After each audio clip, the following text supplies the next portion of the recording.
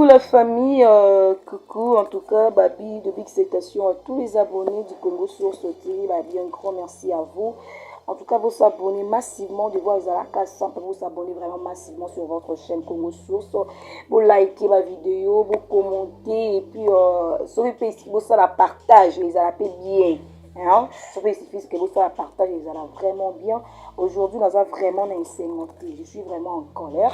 Mais ça, on a d'habitude avec des invités. Mais aujourd'hui, nous avons un voice. Peut-être que vous allez se poser des questions. Voice, nous avons Kanda makasi dans la Kanda vraiment parce que les réseaux sociaux comme il la famille nabiso comme il la mabota nabiso quand on a des problèmes au lieu que nous puissions aller traiter dans la famille nabiso mais tout comme il faut traiter on a les réseaux sociaux dans les on a cliqué on va faire il y a Peniel Mike Kalamai de guerre des esprits entre le pasteur donc le n'envoie le Kamboa mais c'est on tenait la Kanda makasi. En tout cas, Babi, de big salutations à mon boss Jaurès Semboni depuis les États-Unis, la ville de Dallas. De big salutations à toi, mon cordon Hervé Kabamba. Peniel, moi ça m'a casse. Moi ça m'binga. Moi ça attendra pour pikiliki. Moi ça capable d'avoir même une balle. Hein?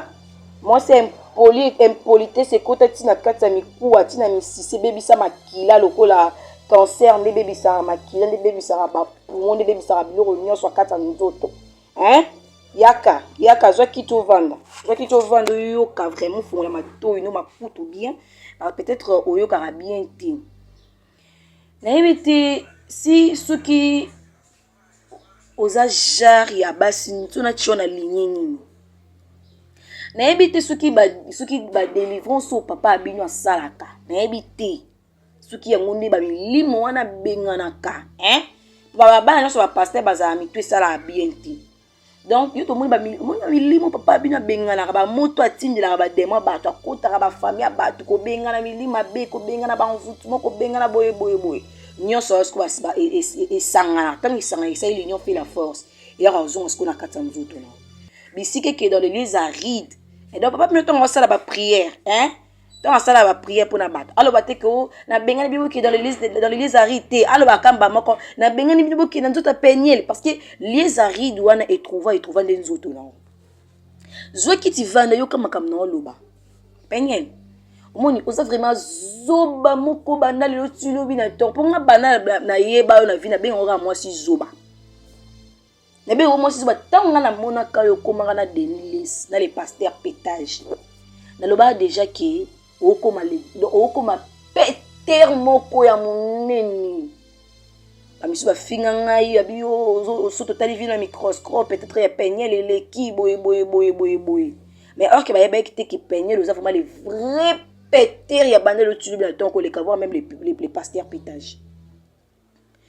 Comment ça fait-il vraiment vandi na yo na tout une question. Est-ce que biso mtoti na oba na frère Mike, soit disant pasteur Mike Kalamba. Frère Mike Kalamba na côté yo te yo pe na zoyo na za pe na mpandi na zo makasi. Est-ce que biso mtoti na ki na YouTube ko ke ba na frère Mike Kalamba? Pour ya kokangisa bato ba mbanga. Vous êtes impoli? Vous êtes mal éduqué? Yo mono kangambanga na omoni mbanga no fongola yo wana yo ne kangango. En plus, si na mitu na bino mibale yo na mobali na yo suki ex papa bana na yo suki ex mobali no plutôt. Marraine na bino na YouTube azalaka te. Parrain na bino na YouTube azalaka te. Donc vous bandaka ko sala ba procédure à mariage na bino. Nous les YouTubers tozalaka te. Tozalaka te. Tozalaka te donc nous sa préparation ba préparatif à mariage na. Si bitimo to mona ka ke obalana na frère Mike Kamba so akenda ko lokotelo wapi so pa kenda ko kuta no wapazana na kuna mona mama olava na kakanga mutema aso ba délivrance pressé ndi mutemi bongo frère Mike Kamba ozui vraiment si ko penye na zonga no siko na ba propos no bana ko pesi muto bana mona ki la femme qui parle bien qui savent parler enyen oyi mobali ba sala ne bras de fer ti na zo mso ko na mayela bomoto mba ba sala ne bras de fer ti omoni malobo ozoloba ke non oko maltraiter frère Mike Kalamba jusqu'à ce que oboma yi suka changer te tu n'es pas dit Moni mobile. Moni frère Mike Kalamba no zolo ben. A capable aye pena mizo misina kibomoto habité. O mama ba na ngai. Aye vraiment va tu pe na kiti. Il suffit que bozonga na pe bozonga ni pe. Il suffit bo beta pe nini bo beti pe. Frère Mike Kalamba no mona wana. Pour nous avons très faible. Moi je dois ça pour avoir occupé Hollande. Tu vas ça diminuer ou diminuer. Moi je ça ni bras de fierté. Ama boni. Boni olingo pesa mibali mitema makasi babala biso te boni. Oyi combien de mibali oyo bazolanda yo? O ba comme même comme tout est-ce que basi vraiment baza batako bala. Yo de bo boyana mobali. Mobali asali chemin pour ça chemin. Si ko biloba le boya ko lobela biso na YouTube ya ko finga biso bi ba tout fina biso. Yo nde tout fi. Yo nous avons vraiment vrai tout fiaka. Moi si oyo wa violé, parce que non frère Mike Kalamba a violé que on poussé que ba la frère Mike. Mamoza zoba. Pour mo balo alinga ki a violé oté. Nga mo balo so violé nga na balo oté simba té parce que linga té. Parce que la carte ndako nous allait résister parce que yo violé ki ngo linga na bolingo solo té. Pour mo balo pour alinga yo il faut aborder. Parce que mo balo a violé que ne ko linga pa balo poano. Mama vanda o kaka ki frère Mike Kalamba. Est-ce que peut frère Mike Kalamba ko taki yo vierge? Yo pende pe forme poser pour les vierge. Frère Mike Kalamba coûte que de si ba salé là. Et si ba salé là irrécupérable. Et si ba salé là déjà. Faut bongisa maloba na yo. Toi na poso yo ka buzoba na kata YouTube te. On a marre ya ko yo ka peniel oyo ba no finga. Oyo ba no loba ki non tata moi sinya ya Mike tata moi sa ba na nga simba ba na nga na zizi bodu. Mama zwa ki ti vana yo biso siko peut-être posa moi sa zobo e ba makampe so ki ti vanda. Yebite ki bana mbali babongisa bango. Toi tu sais pas que maman ne solo mki la tongo attend à 5 heures, attend à 6 heures et le kaliboso sana mwana mbali longole couper kiti ça. Simbo tala soki etele marato dans le belo mala ba mono parce que vous avez impolite au que impolitesse. Tout à la soki etele marato po ba mwana nga akobota to kobota. Yebite ça la bongo. Yebite ki pipe moi mo pesa za mo mki ba masaka yango. Oui ba soki ko tema so na ba sensation moi mo balo yebite. Tout so ngana bo moto. Pipi ya mwana na yo na nzota tata mwasi no esani. Sous la guitare moi on peut comprendre peut-être Mike Kalamba qui n'a besoin qu'on viole ba jusqu'au bana ba parce que tu te donnes ba que Mike Kalamba n'a besoin violer ba na ye. Pour moi na ta lali tata mwasi na ye banda lo tire na tongo tika yo ka sentiment mo côté ba ka tamo sa za ndoki. Mama boni ki bondoki olingo créer les biso boy. Bono yesu na ki bondoki ya makasi boye. Au moins Mike Kalamba ataki mutakalize. Ezaki ya propagande pour lingala mutakalize Mike Kalamba ki ya yo. Yo na kokaten. Yo na kokango te. Puis yo neze ba no ba komona kama kango yo sala ba komona ka buzoba wana. Na yebi so komoni buzoba o sala 10 ans, 15 ans. Moni rando za ngona Mike Kalamba ekomane na bana. Mumba live o sala mama finga lokoza mwasa zoba. Omoni era. Azana raison be mo femme insensée. Oza vraiment insensé banda le tu lobi na tongo. Finga Mike Kalamba ndenge zo finga. Moni bana ne kaka nde mutu ba koma be nemi no. Moni bana no wana ba koma be nemi no. Les jours ba ko tombaka na vidéo ya yo. Ya live no en train d'ingérer son père, leur père plutôt. Maman, okoza na faire moko très grave na bana yo. Na yebi se comment tout ka bosta ngozaka mutakaliste veut dire. Moni loko sala. Internet est bombeli yo. Internet est bombeli yo ba no ba omona kango un jour. Moni Mike Kalamba. Mike Kalamba est sage que toi. Allo babilo balo bati. Moni bala to ba otala. Ba bati ke ba bossa que peut-être toi tu avais raison. Ba ozo tort ya papa na baba opesa yo. Maman, raisonner ko zala moto. Ou ta zamba. Faut to vérifier dans na Dallas ou va dans na millier. Si on va dans na millier mo reculer. Pour moi ça ba genre ba fi on a kin ou abundisa mibali na nzeba finga mibali ba bêtise ba partie intime na bona nzeza yo. Yo no genre ba fi wana. Ba parents penyel bo limbisa na koti bino na makambo yo parce que vous avez parents. Tant moi na bina le kaka sala ka ba life. Est-ce que boye bisa bango te ki boye c'est que la personne que tu es en train d'insulter comme ça, c'est le père de tes enfants. Ce qui Mike Kalamba ya nyokola ko izaka entre bino. Nyokola ko exposer ka yotin. Est-ce que comment ça fait tu à l'internet pour exposer maman toza ba parrain to ba marraine na oté. Kendo ko luka ba parrain ba marraine que ne ko pesa des explications. On n'a pas besoin de tes explications ici. oyo okangisa bato bambanga yo nde kanga mbanga na yo wana parce que tona besoin yoka buzu yo oza tufi po oza zoba oke kotinda era azwa vaseline mai kamba ya beti na si mais wali boma ozo raisonner ta po nga pena ne ya se respecta na nga bo ni moni bakanga o mutakalize bongo nga pena ni na liberté na tumba la douce non ya sur internet comme on a mal dit cause on a sonité sopé moni jackpot zonga c'est la biso live mon sous ça reste to peso raison que moi ça la liboma jackpot a le bac en biki kene ça qui ba investigation et thèse ba ko mutu na yo e bouge ça vraiment liboma ça vrai liboma vous avez vraiment vrai liboma na deni les ça faut noter moni yo e faut noter faut y a pasteur peut-être je t'accorde encore pour alors ça on créer à base alors ça ba bimana buzoba na YouTube pour okende o paniquer ba yo comme ça o paniquer biso ti mamo ça o paniquer biso ten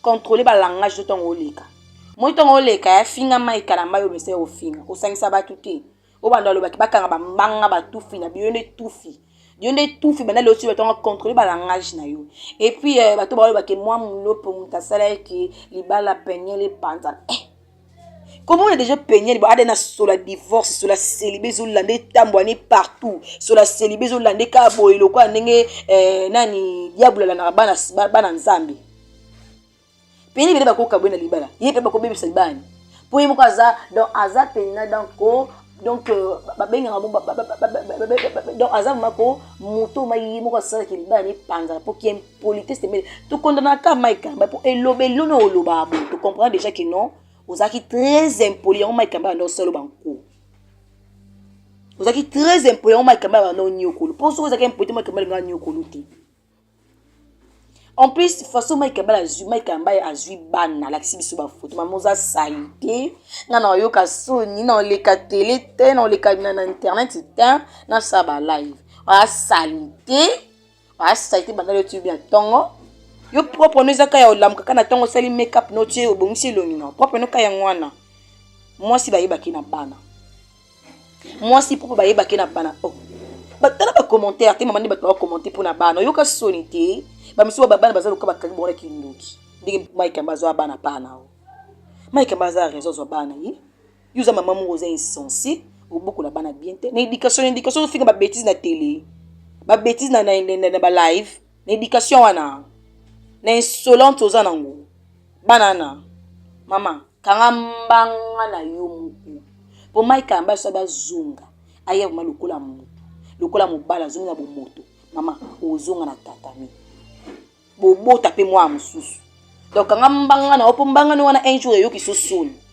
kanga mbanga no kama komo mbango kangise ba yuni kanga ngo frère Mike Mbaya kazwa kiti vanda so soi-disant pasteur on a bien tout ba consacrer wa po yo mikolo ko même ba parquer mikolo ko ba ba parquer ba keme tato mo ba parquer ba ki jugement céleste ezali yo pose à peine à parquer nous ensemble.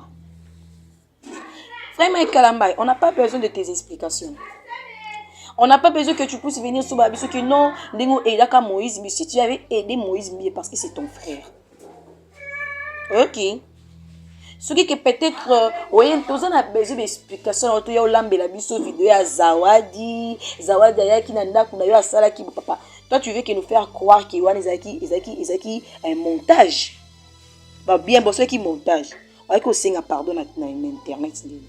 Au sala qui crise pour ami eloko abo ponga eloko na bikena mama Lydia ba sala ki eloko wana bazi ba photo ba publier elle avait eu le courage de le baquer c'est pas elle mais tout cela confirmé que c'est un montage mama Lydia bimi na force union sur lobby mais toi comment tu étais épuisé comment tu avais fait une crise comment tu étais venu pour nous demander de pardon pendant que tu dis que tu n'es pas coupable fallait que tu kanzambe yemoka juger au moni likambo ba sali ki eloko za yote hein Nzambe ako justifier. Les pasteurs Roland Dalos ont raison. Frère Mike Mbaya, mon initiative sur explication na esilité. Pasteur Roland Dalos on a esilité. Mon y wana sene que les binza me fa dressage sur nzela. Nous avons fait adresser bino ba pastel, beaucoup de guerre des esprits. Quand tout le monde a Moïse biaye, aïe biso que non, relation au mouton ta mana benemi no faut kabwana eh. Donc bino boîte na bino Bible, donc mon biso ba chrétien ba ton sakanele. Ils ont faute na bino te, faute na biso ba fidèle. Pendant que bo sala buzoba, biso tozo ya, tozo ko encourager bino na ba offrande na biso.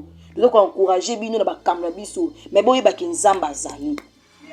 Vous serez jugés, même le diable que vous êtes en train de servir, le diable ko wangana kabino. Koto lo le bois kibino, koto pe le diable bois kibino, surtout pasteur pétage, diable ko wangana bino. Diable ko wangana bino, pasteur pétage, diable ko wangana bino. Na homme o abimi kolo azoba ke les pasteurs, les prophètes les plus populaires en Instagram. Ba ninga na ba pak ba bengi sa ba père spirituel na bango, mais ya bengi si mutombo. Roland Dalo tche wapi. Mwana li baby, mwana rebelle. Nzamba ko bwaka bino diable po osela ki wana akowanga na bino. Nous avons posé des explications bino boye la biso ate, bozongi sa Bible. Nzamba ba dina bala ba salela ka ba kimbang ba prophète ba kimbang ba salela ka. Ou ba frère wande ko tombola ba bon kala ba mema na église ba okende nango ba longi na bamba na soki na commune ni ba kena ngoti na kati église wapi bango. Bon, auparavant, il n'y avait pas des internets, il n'y avait pas de Twitter, il n'y avait pas de Facebook. Mais tout le monde a bon la mité. Mais le réseau, ce petit monde entier, tout le monde a mité. Ma besoin qui ça m'a dit jour au jour. Les païens, comme ils comité, ma casse, ma bon la sumité, ma ta cause na bino. Ma papa, mon guerre au bossé la biso na YouTube. Bossé la biso des prières, guerre ici là na Ukraine, coup d'après même crise économique la bamboka ya Afrique. Bon, c'est la vision des prières, RDC, le wana kata souffrance. Bon, comme bête, biso église catholique, le monde makambo salamate, protestante salamate, cabine église des réveils. Bon, il y a ba poison, bon, il y a kindo, kinabino, bon, quand ma botte, tout bien, bata maman lang, yo Paul David Olangi, que ne ko zwa mwana yo o bungi seku, na bino bata maman lang, bio to sambila makas. Que ne kozwa mwana oyo boako viola mama na bango lelo mwana komi ko souffre zo boya ko reconnaître na kindoki ni mwana kanyo na kindoki wana bi bato mama lo stubi bo kabola baba famille to ko kabya to su bo na kongo zo kabya bo ena ibe tadam na ete e azandoki bo kabola ba famille bato lelo bandeko ba kota ba conflit mabota na kongo yoka na susute o mona ka petre yana leki ba loba na te yana leki ba sola te 15 ans 10 ans cause nani bata mamo langue yana makabula ba spiritualité na bino ki ndoki yana bo yana ngo moni bino be église sezana na limité wana incendie esama na be église limité bino bo église se limité ko zika calamité incendie esama na be église limité wana bino nyonso bo zika moto pour le cas ben kaka na bino vandika wana limité wana calamité esama na zika moto penyel na iloko lo batika ngambanga na yo. Qu'on peut justifier. Frère Mike, on n'a pas besoin de te justifier. Parce que Moïse, on a besoin de justifier. Bonjour, c'est la Bible. En tout cas, dans le lobby Mingi, on se retrouve prochainement. Vous savez, j'aime, vous commenter, vous avez ma lame. Mais l'essentiel, on a parlé parce qu'on n'a pas besoin de ça. On a besoin de ça. On se retrouve prochainement, même chaîne, avec un nouveau numéro. Bye.